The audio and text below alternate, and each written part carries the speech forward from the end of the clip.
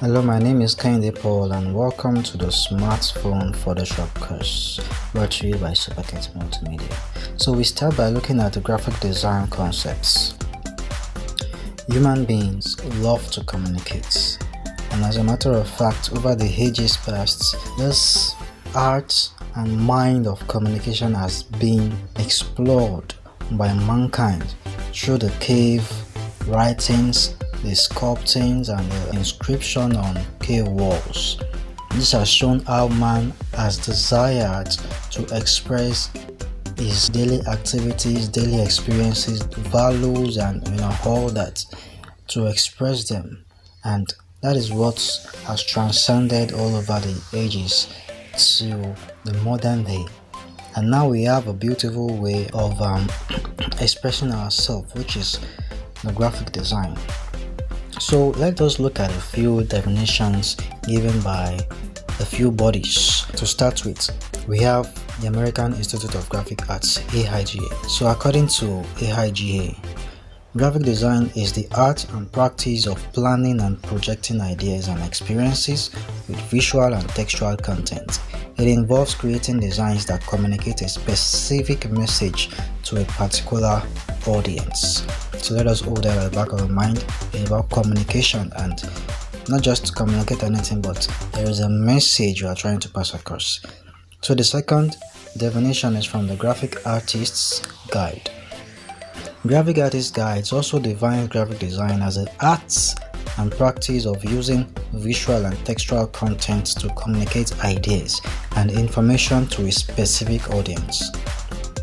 This definition emphasizes the importance of effective communication in graphic design. So we have the Design Council, a UK-based organization, defines graphic design as the creation and communication of visual concepts by hand or using computer software to communicate ideas that inspire, inform, or captivate consumers. This definition highlights the role of visual concept in the graphic design and the importance of using both traditional and digital tools to create designs. As we have already read and seen here, according to this definition from the Design Council, it is important to note that in our case, for this course, we are majorly dealing with the smartphone. So it's not just about the phone, the smartphone, but then you have to recognize the fact that there is a traditional means of expressing of preparing yourself. That is also one of those things that you are going to learn, because the design process involves a number of things that you need to be aware of. We will look into all of this in due time. Next, we are going to the principles of design. The first is balance. So balance is the equal distribution of visual weight within a composition. It can be achieved in two ways, symmetrical and asymmetrical. That symmetrical balance is achieved when both sides of a design are identical or nearly identical.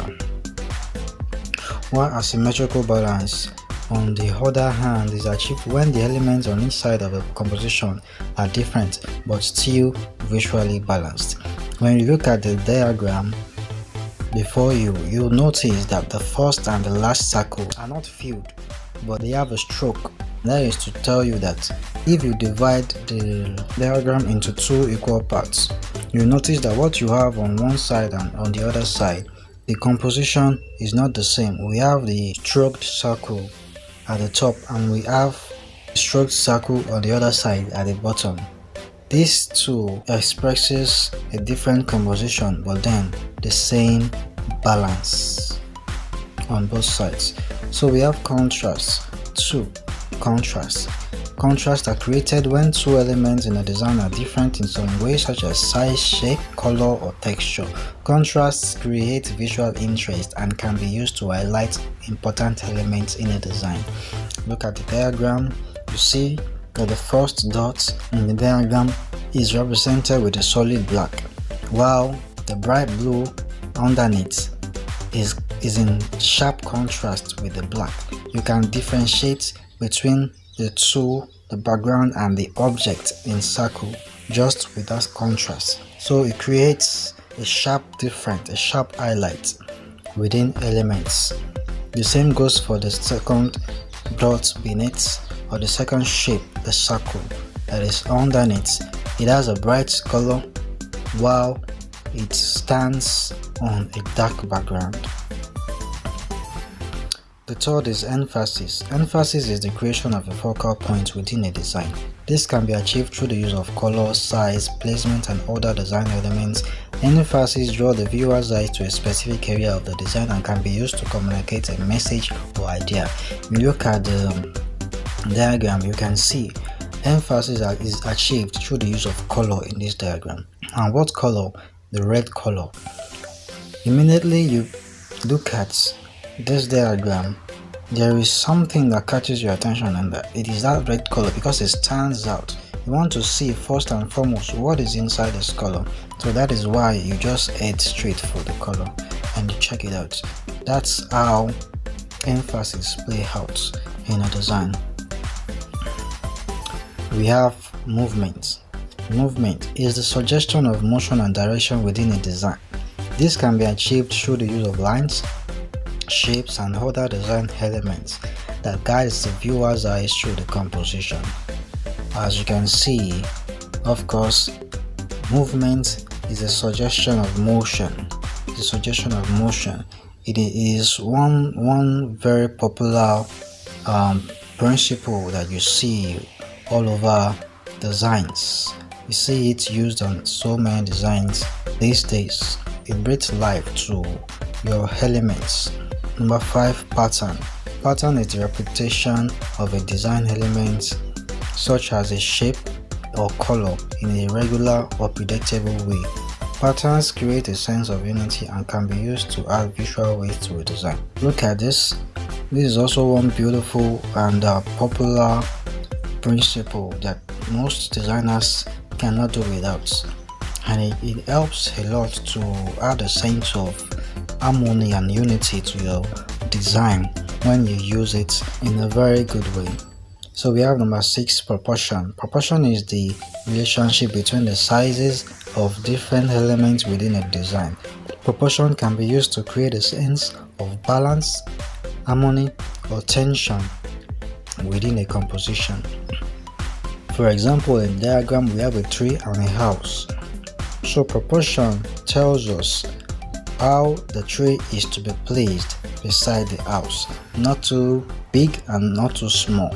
It has to be the perfect placement, just as we see trees beside houses. This is how proportion plays out in your design. Number 7, unity. Unity is the creation of a cohesive design that is usually pleasing and harmonious. This can be achieved through the use of repetition, color, and other design elements that tie the different parts of the design together. Hierarchy is the visual arrangement of elements in order of prominence.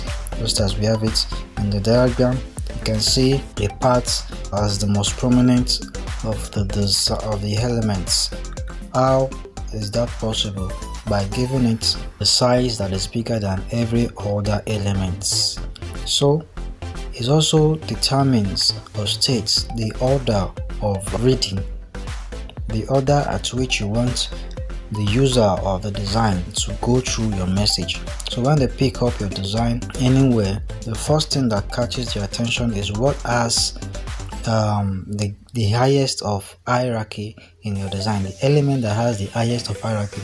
And in this case, we have the first shape up there as the highest, the one that takes up most of the design space. So it is arrangement of elements in order of prominence. Number 9, we have the white space. So the white space is the area of a design without design elements. As you can see in the design, you have the dots, the black dots, or the black shape rather, in the middle of your white space. It gives it a lot of clarity when you look at it, and you can see the shape instantly without much straining of your eyes or whatever. So the white space helps a lot in showcasing the elements of your design. Or just because it is described as the areas with no design element doesn't mean it is not an element. It is also an element that is, because later on we will see in the list of design elements that even the white space or the negative space is also one important element in your design. As a matter of fact, there are beautiful illustrations out there. If you search, there are beautiful illustrations that makes use of the negative space to create insane and groundbreaking illustrations and messages, to pass messages across. And it was achievable through the use of the white space or the negative space. Elements of graphic design is the next thing we're looking at now. A beautiful and successful design is a mix of imagination and planning. Here are the 7 elements of design that will help you come up with yours. I intentionally added successful design. The ultimate aim and goal of designs is to pass a message across. If you are not able to pass your message across and all you have is beautiful design, you don't have a successful design. It is a mix of beauty and success. So let's look at the 7 elements one after the other. The first is the line. Line is made up of points. It connects any 2 dots in a design and can evoke various moods based on their texture, direction, look, and weight. We have different kinds of lines.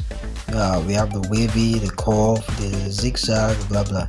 So many types of lines, and the way you use them, their thickness and texture, all that gives different looks and different feels. You make use of lines according to or depending on what you want to achieve. The second is shape. When a line encloses an area or when other elements are combined, we get a shape. So a shape can be geometric or organic. The geometric shapes are precise and the organic shapes are associated with the natural world. For example, when we have a circle, it is geometry. Just the examples we have in the diagram, they are all geometric shapes. We have the square that is rounded, and the circle. But when we talk about the organic shape, we have examples like the love shape is an example of organic shape. Number 3 is the form. Form refers to the positive element over the space of your design. Together with space, it creates a 3D effect. You can make a 3D effect by using shadows, color, and overlaid objects of your design, which forms a 3D effect and makes it look like an object you can hold on to in real life. So that is what the form is. Number 4, we have color. Color gives a certain feeling and personality to your piece and can be applied to any of the other elements. Besides being an important addition to the other elements of design, color can absolutely stand alone on its own. We have several examples in the image. Color is broad and is worthy of being an entire topic on its own. Texture. Number 5. Texture refers to the appearance and quality of surface, suggesting what it's made of, and it breathes realism and visual value into the elements used in your design and gives them a 3D effect. Just as we have the form earlier on, now this shape is not only a clean shape, but it has a texture on it. It has a rough texture on it and gives it even more realism. So this is what texture is. So it helps it to suggest what it represents in real life. Number 6, we have typography. Typography is the actual carrier of your message and the mood creator. It creates a visual hierarchy in a design by telling the reader where to start and where to go.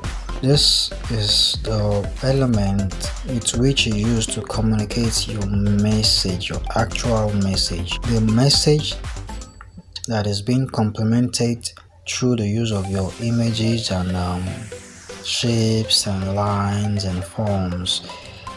Number 7, we have space. Negative space or white space is the vacant area surrounding a shape. It helps to highlight the important part of your design, simplify its readability, and make it pretty for the eye without going overboard. So you can see now that the space is not just something that is nothing, because it is actually something, and it is a vacant area surrounding a shape. Its importance, it helps as an highlight. It helps as an highlight. You can look at the diagram, see how the illustrated space is in the middle of the whole black space.